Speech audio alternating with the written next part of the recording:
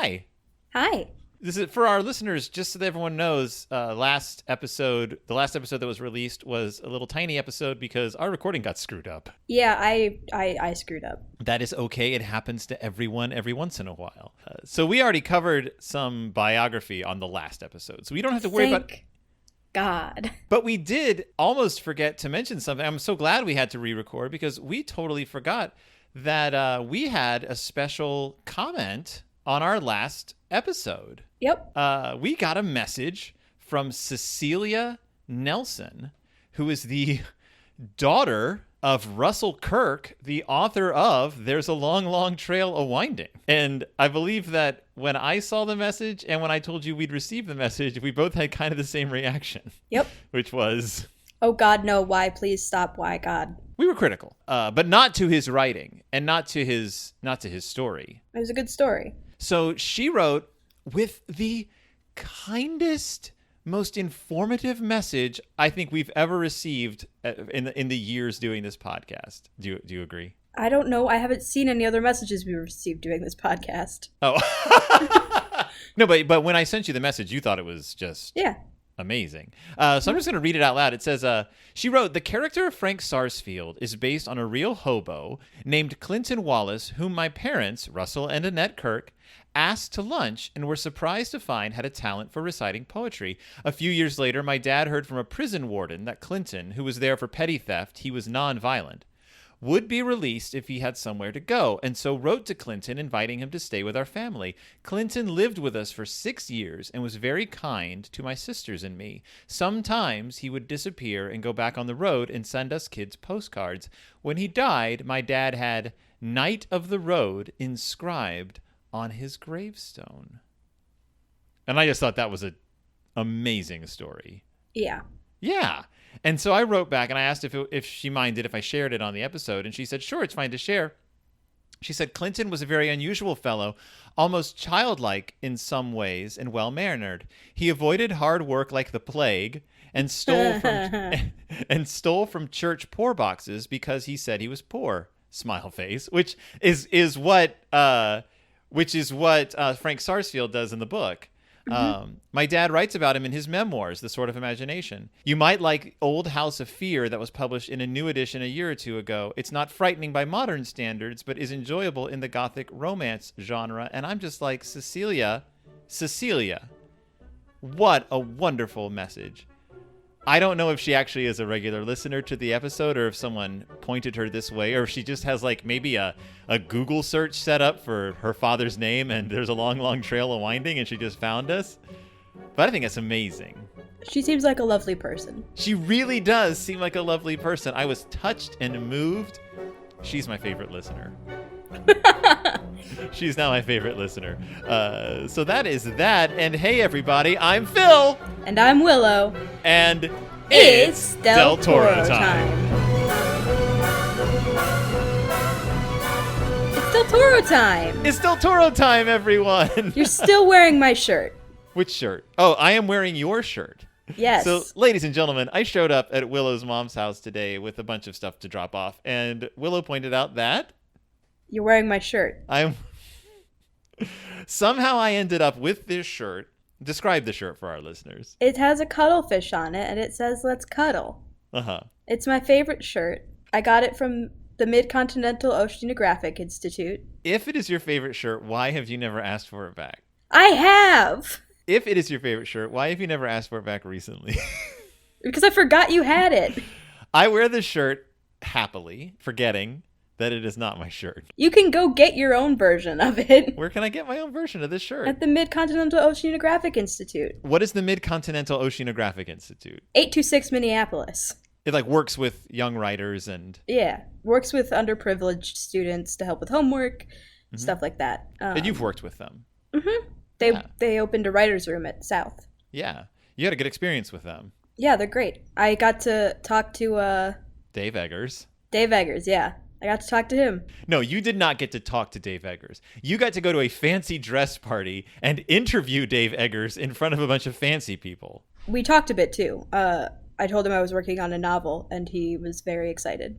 What I was trying to impress upon the listeners, though, is that he didn't just like show up one day and you got to chat a little bit. You got to like actually sit with him and like talk to him about his career, like in front of people. And in front of people who may be famous, but I don't know because you couldn't remember any of their names. I didn't learn any of their names. I bet I am to this day curious as to who was actually at this dinner party that you attended. It is probably names I know, and I'm so just like, ugh. There's probably pictures up on their website. There's probably pictures up on the website. But do you know who was not at that party? Who? H.P. Lovecraft. Good. Do you know why? Because he's dead. And racist. As we covered in the last episode. But this episode, we are continuing The Dark Descent, David G. Hartwell's collection of horror fiction. And we are now in a story that I'm sure everybody is familiar with, The Call of Cthulhu. Woo. Woo! And this is such a story. It is such a tale. A tale of madness and strange geometrical shapes. Geometrical shapes and monsters who have entered the popular culture, but in a way that isn't actually accurate to the way he portrays them in the book. But we're only discussing the first part of it, the horror in clay, today, because it's kind of a long story and involved. So once upon a time, when we originally recorded this episode, I asked you what your first exposure to the character of Cthulhu was, and you said my stuffed Cthulhu doll. Mm-hmm. But that's not true. I remembered this. You watched the Call of Cthulhu episode of The Real Ghostbusters in our old duplex years ago when you were very young. I don't remember it, so it doesn't count. There was an episode of The Real Ghostbusters called The Call of Cthulhu, but they misspelled Cthulhu on purpose because at the time they thought that all of H.P. Lovecraft's characters were actually under copyright, but they weren't because they were never secured with copyright, yada, yada, yada. Can you even spell Cthulhu wrong? They spell it Cathulhu. Cthulhu. Cthulhu. That's the only thing they do differently just to get around copyright. They misspell Cthulhu, but yeah, it's where like the Real Ghostbusters discover that the writings of H.P. Lovecraft are true. They go to Arkham. Cthulhu rises from the depths. They have to fight Cthulhu with their positron guns. The ghost of Cthulhu. But they have to electrify the roller coaster at Coney Island to send Cthulhu back to the depths. They don't actually defeat him, but they end up opening a portal or something. It's a really Lovecraft-heavy Real Ghostbusters episode, but you watched it. Is this when the Real Ghostbusters was still good? Yes. Okay. It was during the good era of Real Ghostbusters. First season and a half or 2 seasons. But yeah, you watched it in my bedroom on my computer, which is what you I just remember watching the Smurfs in there. Yeah, you used to watch Smurfs a lot. When we weren't watching Smallville. God. That traumatized me, that third episode. We used to watch bootleg episodes of Smallville that I would get online, get off the internet and burn to CDs, which I would then, or DVDs, DVD-Rs, which I would then play on my DVD player on the TV. That's how we used to watch bootleg Smallville. We never finished Smallville. We dipped in like season 7. Once Lex Luthor left and before Lex Luthor came back, we were like, you know what? Once they started having a lot of sex.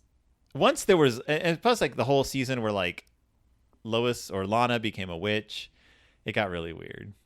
Yeah. Yeah, but we never made it to the reveal of like all the Justice League, which was a shame. I mean, we could always go back and. But we won't. We won't ever. We will never. Why? Because all the people on Smallville became cult members. I mean, you're right. Because Chloe became a cult member and ruined the experience for everyone. Speaking of cults, the Call of Cthulhu. Found among the papers of the late Francis Wayland Thurston. Ladies and gentlemen, Thurston is a favorite name between Willow and I. A favorite name because... Between who? Willow and I. Oh, I thought you said Olive. Olive. My good friend Olive, the other reindeer. Call of Cthulhu, this is quite a story. I mean, there's so much. This was originally published in Weird Tales in 1927. In 1928. During the Great Depression? 1928 issue of Weird Tales. Pulp was really big in that time because everyone was depressed. What else are you gonna do? You're gonna spend a nickel on a magazine and then read all the stories in it. And Weird Tales were long. Like the issues of when you look at issues of Weird Tales, they were like thick magazines. Like, you got your penny's worth. Yeah, and Thurston. The story starts off with a quote from Algernon Blackwood from his short story, from his novel, The Centaur. And Blackwood was a huge influence on Lovecraft. His story, The Willows, I believe, is the one that Lovecraft said was the greatest weird tale ever written. By the way, I am using the story as it appears in More Annotated H.P. Lovecraft, which was annotated by S.T. Joshi and Peter Cannon. It's just got a lot of great information about these stories. So I'll be tossing out a few nibs and blibs of factoids as we go along, because even though the story is long, the section we're discussing today isn't terribly long. So the Call of Cthulhu is a story told as a series of, not a series of letters, a series of pieces of information that our character, Francis Wayland Thurston, has uncovered in a bunch of in a box that was left to him by his late uncle. And it starts off with probably the most famous passage in all of Lovecraft.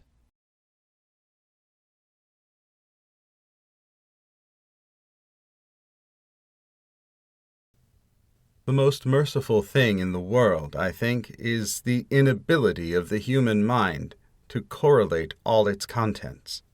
We live on a placid island of ignorance in the midst of black seas of infinity, and it was not meant that we should voyage far.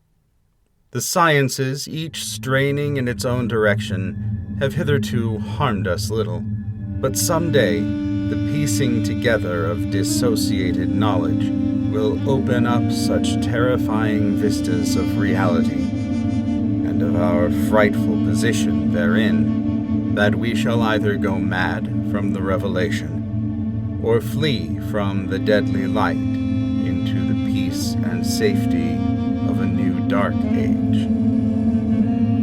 Theosophists have guessed at the awesome grandeur of the cosmic cycle, wherein our world and human race form transient incidents. They have hinted at strange survivals in terms which would freeze the blood, if not masked by a bland optimism. But it is not from them that there came the single glimpse of forbidden eons, which chills me when I think of it, and maddens me when I dream of it. That glimpse, like all dead glimpses of truth, flashed out from an accidental piecing together of separated things. In this case, an old newspaper item and the notes of a dead professor. I hope that no one else will accomplish this piecing out. Certainly, if I live, I shall never knowingly supply a link in so hideous a chain. I think that the professor, too, intended to keep silent regarding the part he knew, and that he would have destroyed his notes.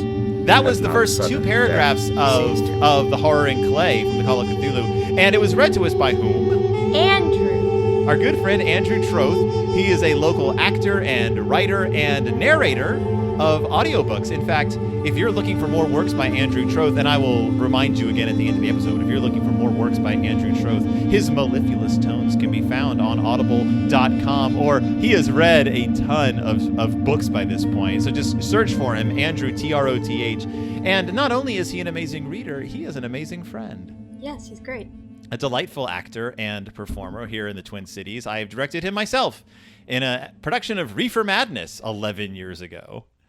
That was 11 years ago. That was 11 years ago. He played the narrator in Reefer Madness. That was fun. I really enjoyed that. That's where I first met our friend Rachel. That's where I first made... I'm not going to sit here and list all the friends I made doing Reefer Madness, but it was a fun production, and you helped build the set. I did. Yeah. I also ate a lot of junk food.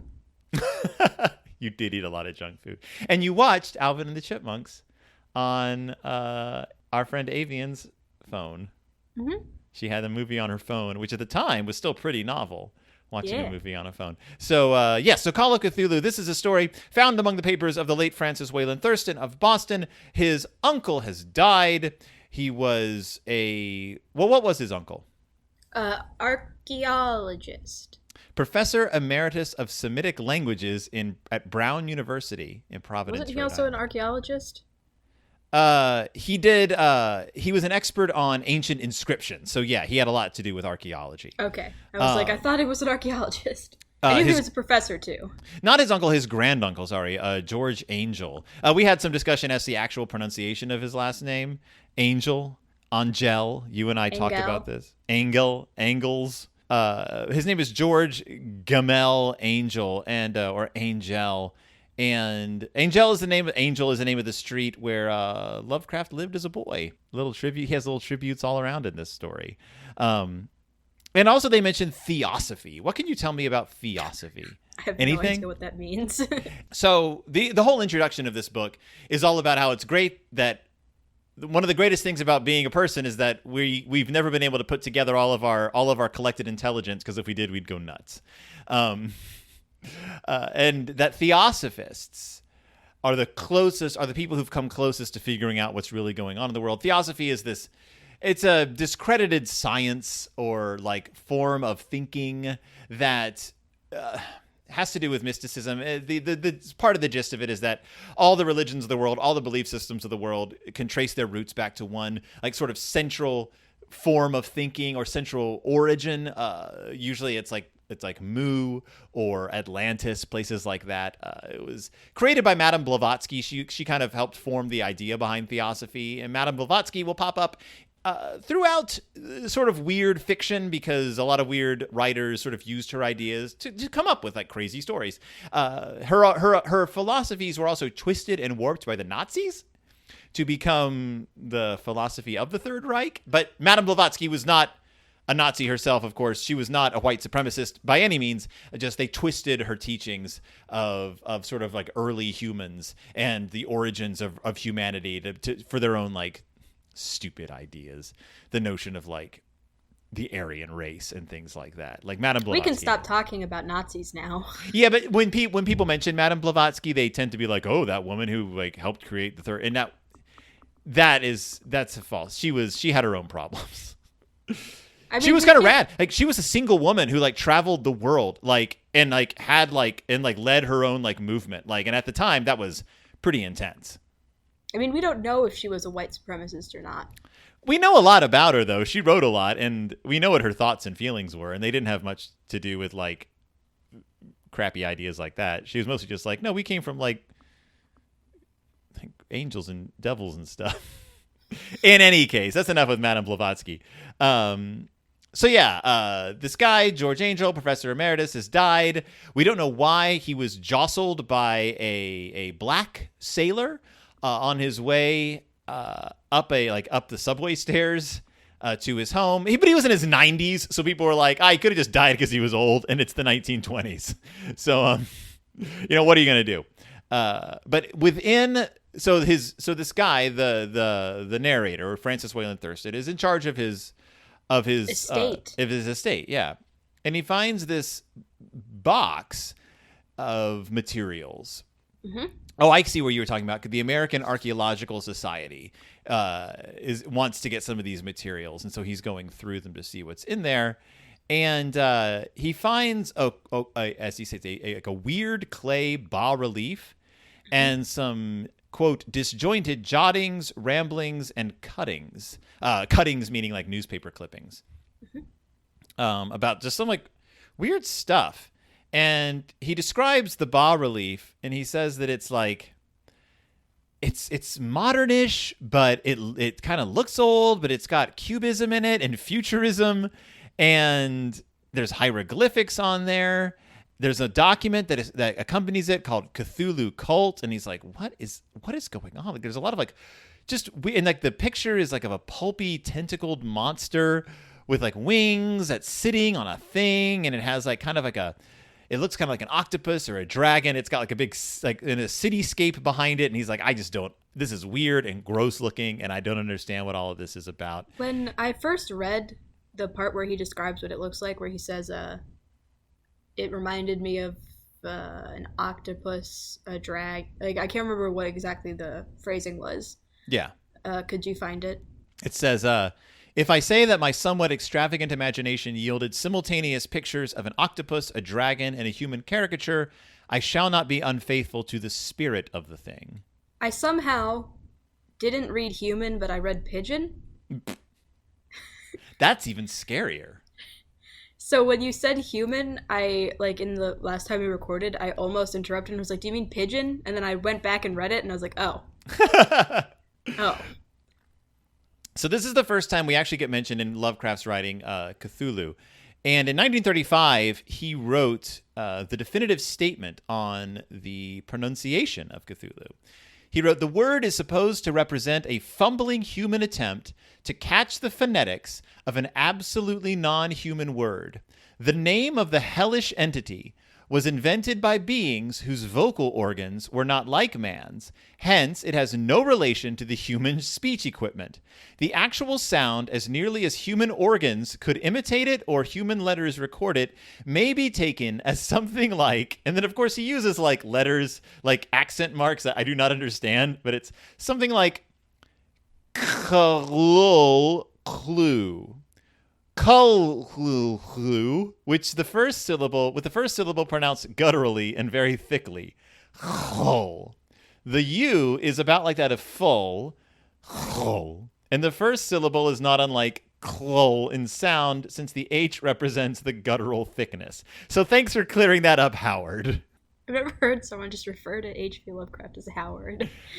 He's just like, I'll clear this up for you. It's like... Got that? It's something like that. And everyone collectively was like, no. Yeah. So there's all these manuscripts and clippings and cuttings and notes and weird stuff in his uncle's like magic box, or just mystery box. His great uncle, sorry. But he finds the bas-relief. If you ever want to know kind of what it looked like, all you have to do is look up H.P. Lovecraft's actual drawing of it that he drew himself. He's like, here's what it looked like. It looked like this weird, like... And so all drawings of Cthulhu are kind of based a little bit on this drawing, but the one he drew was a little, like, sketchier and weirder. Is he a good artist, though? He gets the job done. He got the job done. He looks like someone who's practiced drawing a lot because he had to draw a lot for, like, science articles and things like that. Like, it looks like the draw... If you went to a museum and you just had to sketch, like, a sculpture you saw, that's kind of what it looked like. Just sort of a basic sculpture. You can look up Lovecraft's drawing of Cthulhu and like be like, oh, okay, yeah, I can see that. He drew a lot. He drew all of his monsters in his notebook and stuff. They're weird looking. I looked it up. Yeah? Yeah. And? Thoughts? Looks kind of like a turnip. It does. Its body has like the scribbles that a turnip would have if you drew a turnip. Yeah. It's not, he didn't draw it to even look horrific. It's just weird. It's just like... Okay, that's unsettling. And there's all these notes about secret societies and hidden cults. And there's this manuscript. And in the manuscript, he talks about on March 1st, 1925, this young guy showed up at his house with this weird bas-relief, which was still fresh, like damp and fresh. And the young guy was named Henry Anthony Wilcox, who is just a young, like, eccentric genius who kind of lived in the neighborhood. And... was known for like his, he was an artist and just kind of like this young like thinker. And what does Wilcox tell our friend Professor Angel? Hey, you should tell me what these hieroglyphs mean because I don't know. And what does Angel say to Wilcox? You made this. How would I know? You obviously created this just now, like yourself. Like your hands are still covered in clay. Yeah. And this is based on an actual dream that Lovecraft had about doing this very thing, like creating a bas-relief and going to see like a professor of archaeology and being like, tell me what this means. And the professor being like, you made this. And what is his excuse? Art is the oldest thing. So like, it's kind of like old because like I made it in a dream. So like, that's like older than reality, man. Which I love. It's the stupidest thing I've ever heard, but it's the kind of thing that would make sense in a really stupid dream. Where you're like, no, like dreams are like older than reality. So in a way, like if I make something in a dream, it's a real artifact, right? And then I made it for real. So what happened was there was a earthquake, and when the earthquake happened, Wilcox started having these really weird dreams. He describes them in his little tale to Angel.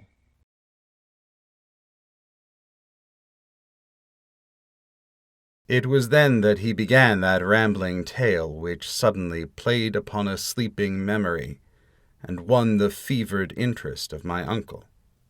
There had been a slight earthquake tremor the night before, the most considerable felt in New England for some years, and Wilcox's imagination had been keenly affected. Upon retiring, he had had an unprecedented dream of great cyclopean cities of Titan blocks and sky-flung monoliths, all dripping with green ooze and sinister with latent horror. Hieroglyphics had covered the walls and pillars, and from some undetermined point below had come a voice that was not a voice, a chaotic sensation which only fancy could transmute into sound, but which he attempted to render by the almost unpronounceable jumble of letters. And so this description that Wilcox gives of his dream is our first real setting of the world of Cthulhu. The world of weird cyclopean vistas, impossible geometries, and for some reason a lot of ooze. To me, ooze actually makes it less scary. Yeah.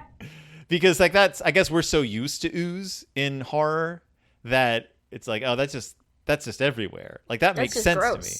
Yeah, gross makes sense to me.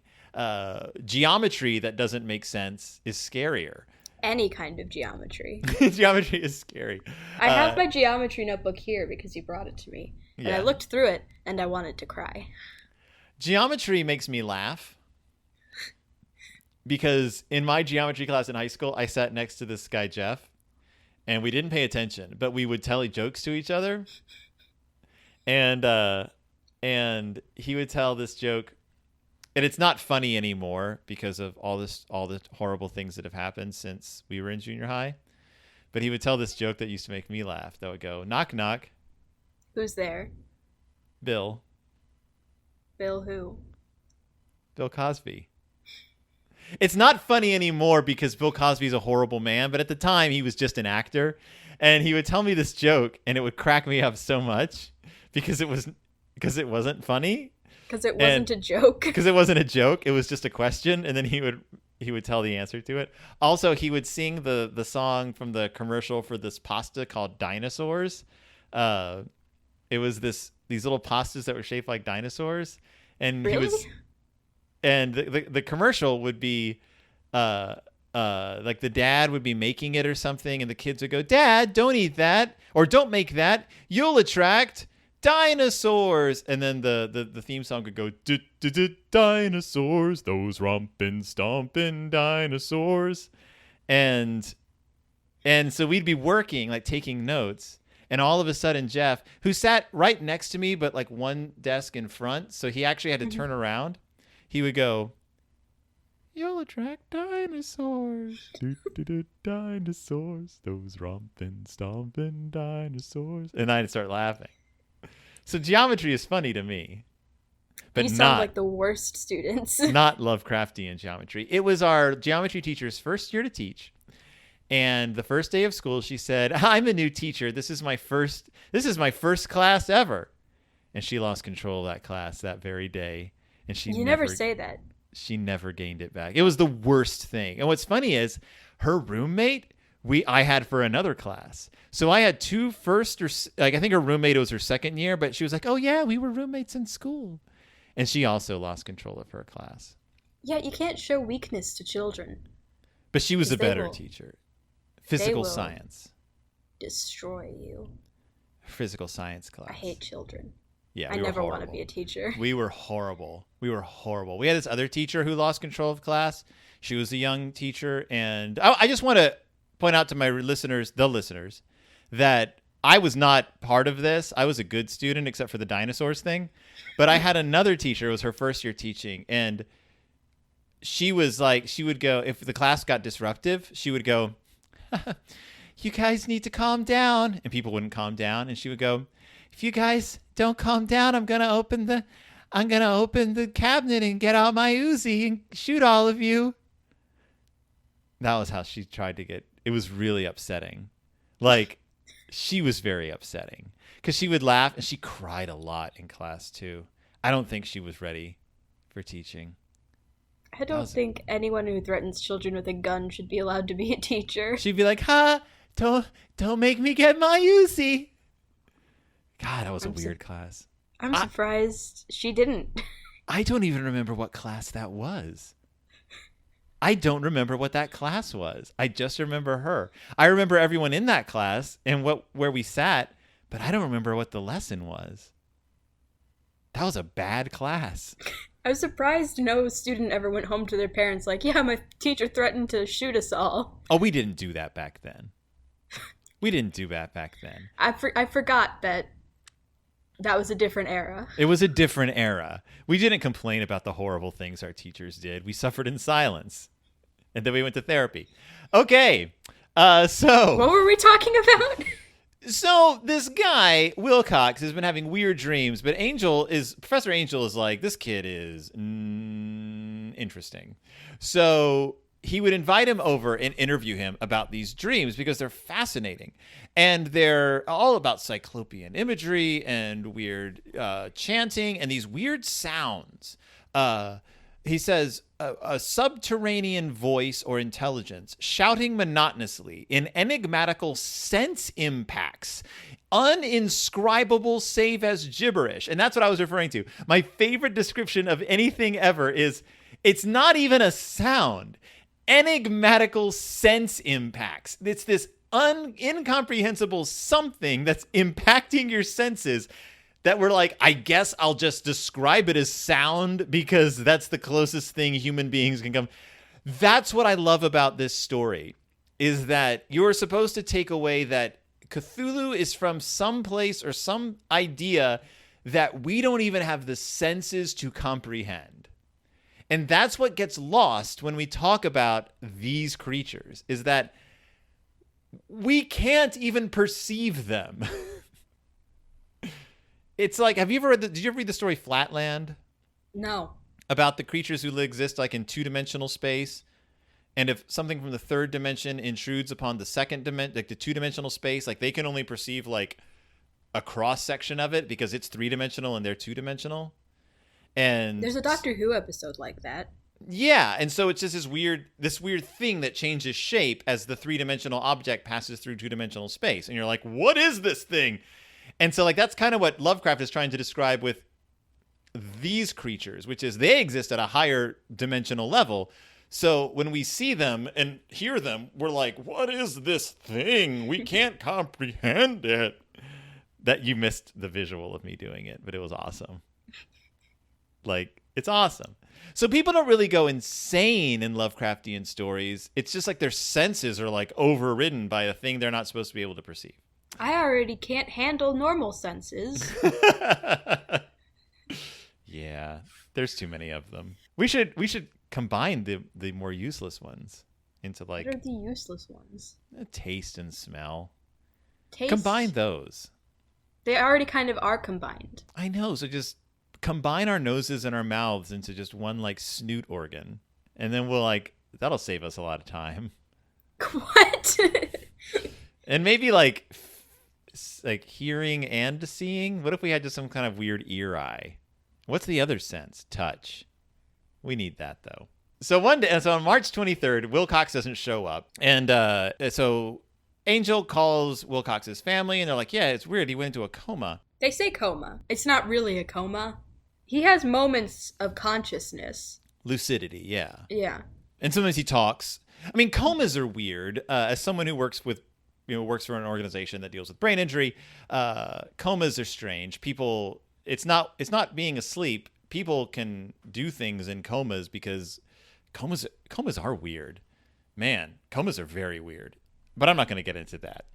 And then on April 2nd, Wilcox wakes up and everything's fine. Mm-hmm. And that's it. And people are like, oh, well, that's weird. And so what Angel starts doing is investigating the time period between when Wilcox first started having the dreams and the time he went into the coma and then woke up, just sort of to see if there were any other like weird things happening around the world. Time to see our second remarkably racist moment of the day. We just kind of brushed over the first one. The black guy who bumps into him. Yeah. Yeah, it's mildly racist compared to like some of the other stuff. The racist stuff in this book tends to be stuff that's racist in a typical pulp fiction of the era kind of way, like the natives are restless tonight kind of way, and not like Lovecraft spewing his bile and fear of anyone who's slightly different from him kind of way. So that's why I always forget. I mean, because I am white and super privileged, I actually have the luxury of forgetting that there is as much weird racism in the Call of Cthulhu, because I'm just like, oh yeah, that's just Weird Tales racism. That's not Lovecraft actually like being a harmful idiot racism. That's just typical harmful racism that's in Weird Tales. I love it. But you know what? It's important to read this kind of stuff, not just because it has a place in fiction history, but because by examining the way a person's prejudices and bigotries and racism inform their writing, we can examine our own prejudices and bigotries and fears and racisms in our own creative endeavors. Like, Lovecraft's is so obvious, and we know the way his mind works because of all of his like personal writings, that we can compare it one to one. We can be like, ooh, this is how the horrible things going through his head manifest themselves in his fiction. And then we can apply that to our own writing and our own creativity and be like, I can keep this in check, or I can examine my own prejudices and make sure they don't inform all of my writing and help me become a better writer, or, you know, performer or singer or songwriter or musician or whatever. Consuming an artist's product means you inherently consume their biases and political views, whether you mean to or not. Just look at the Harry Potter series and look at the horrible woman who wrote them. Yes. But that doesn't mean you shouldn't be able to consume the art you enjoy. Yeah. It's just letting yourself acknowledge the shortcomings and the terrible things that the creator did. Yeah. Turn it into something positive. That's what art is. Which is what has been happening with Lovecraft. Especially in the last decade, with writers of color, LGBTQ plus writers, marginalized writers, exploring Lovecraft's work, directly Lovecraft's work, and turning it on its head.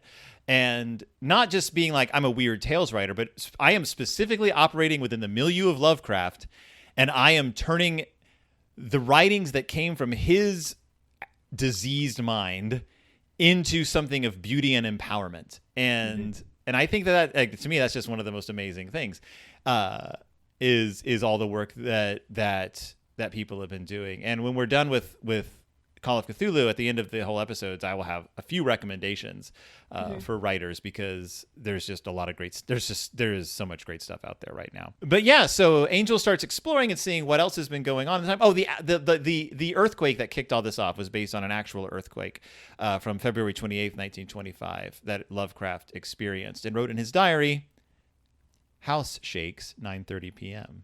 Do you think he had the dream that night? He did not.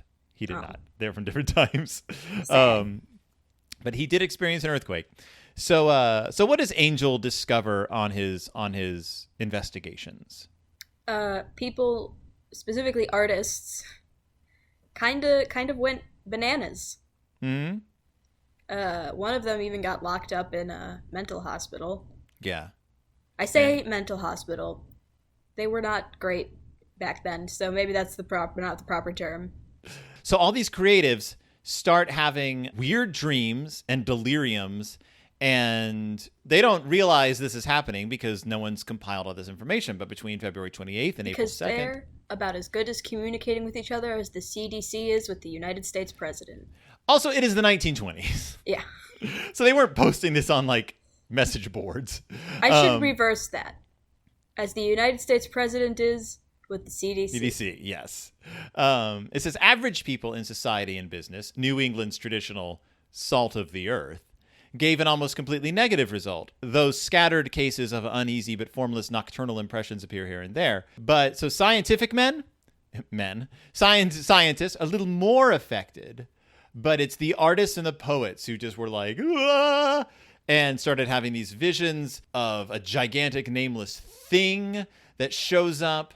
Yeah, one guy goes violently insane. It says around the same time that Wilcox went into a coma and expired. No, he didn't kill himself. Yeah, he just died several months after incessant screamings to be saved from an escaped denizen of hell. What's the unfortunate part of the reporting? Where does the weird racism come in? I don't want to talk about it.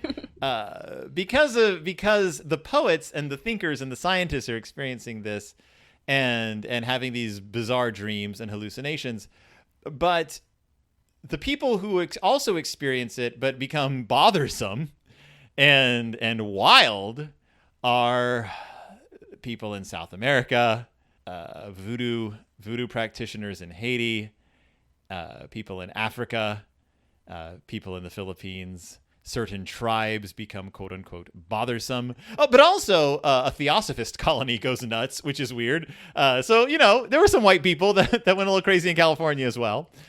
Can I just go out and say, screw H.P. Lovecraft? Yes, you can. Can I just say that?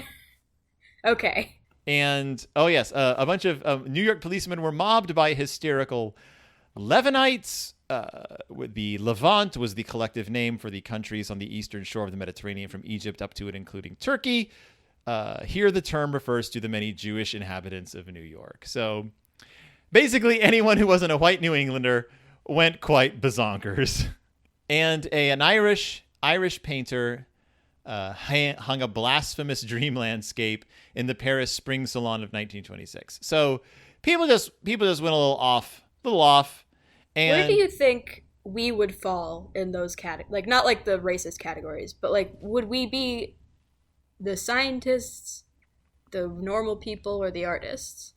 I think I would have woken up one morning and maybe have peed the bed. You do that anyways. Yeah.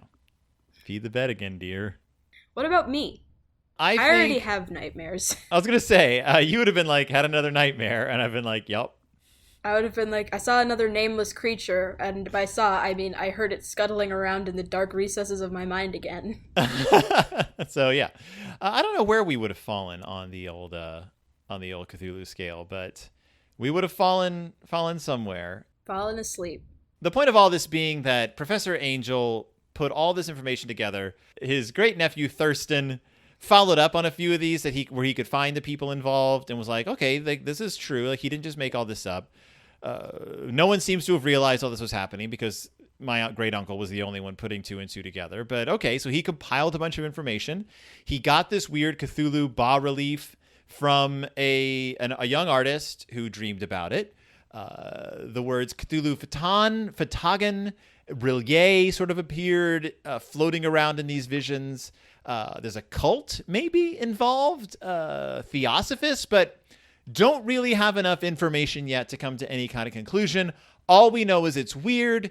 Oh, look, here's a manuscript by somebody named Inspector Legrasse. But that's where we'll pick up next time. Legrasse? He's a real pain in Legrasse. I'll tell you that. What a funny joke we made. We did make funny jokes. Thurston, Legrasse. Everyone hates us. Everybody. I'm not surprised we get hate comments. Oh, nobody's listening at this point. We lost That's our last listener years ago. The first episode, someone listened and just left. It was like, nah. So we'll pick up next time with The Tale of Inspector Legrasse, which is the second part, and this is where things start kicking up into like more action movie territory. Things get a little gorier, things get a little wiggity weirder, and people start dying, and we start getting some actual forward momentum in the story of what is the Cthulhu cult. But before we sign off, there's a little Guillermo del Toro news. Ooh. Little Guillermo del Toro news. Remember that guy? Guillermo del Toro? The podcast's namesake? The podcast's namesake? I did change the title of the podcast from a Guillermo del Toro podcast to a Guillermo del Toro adjacent podcast. So nice. So that gets us a little bit off the hook. Guillermo del Toro, first of all, if you haven't, I don't know if anyone is, but on Netflix, Wizards just dropped. I watched some of it. The beginning of the final part of the Tales of Arcadia series. The next part of that will be dropping soon. I don't actually know how much Guillermo del Toro has to do with it anymore. but I know that it still has his name on it. His Pinocchio is getting made. The cast for that was announced. It sounds like it's going to be weird and dark and adults only. He has a new series starting on Netflix. 10 After Midnight, a new horror anthology, is coming out.